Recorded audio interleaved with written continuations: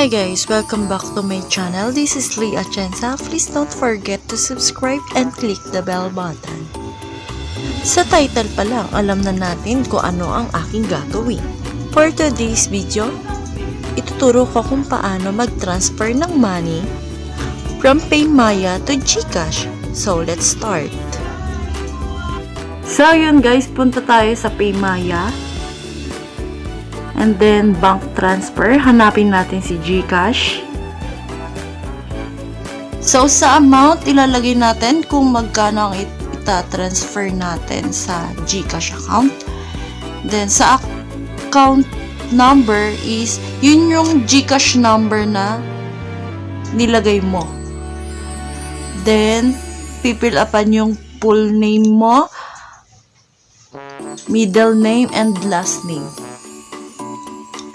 Sa last naman is recipient mobile number. Optional naman yon. Pero ako nilagay ko pa din. Kasi baka required siya. Yun yung Gcash number mo pa rin. So, send money error, hindi tayo nagbabasa. So, kailangan ng purpose pala. Kailangan maglagay ka. Kung ano-ano pang pinaglalagay ko sa account number ko dahil na hindi ako nagbabasa. So, magsisend money error na naman ulit to.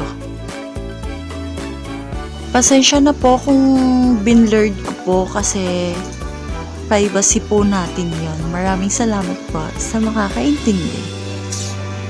So, yun na nga, no?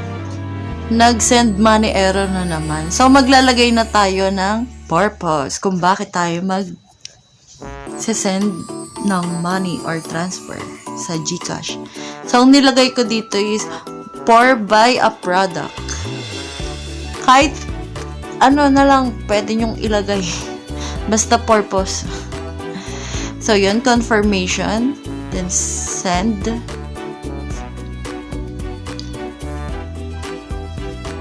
Send agad. Ang bagal, diba? Send agad. So, bago tayo mag-proceed, kailangan pa po natin hintayin ang one-time PIN, OTP, ni Paymaya. Yun yung code na automatic lalabas para makapag-proceed. Kasi hindi ka makakapag-proceed pag walang OTP, one-time PIN code. Hindi mo maita-transfer yung money. So, hintayin natin mabagal yung signal dito sa bahay. Kaya matagal siya. Hintayin lang po natin, wag lang tayong mainip.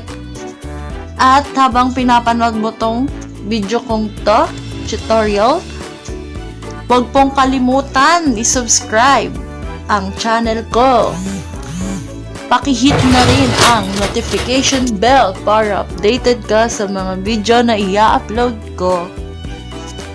So, yun na. Magre-resend tayo ulit. Kasi walang pumasok.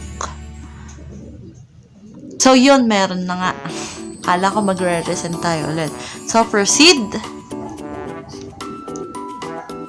So, yun, okay na. At nakapag-transfer na tayo ng pera sa Gcash.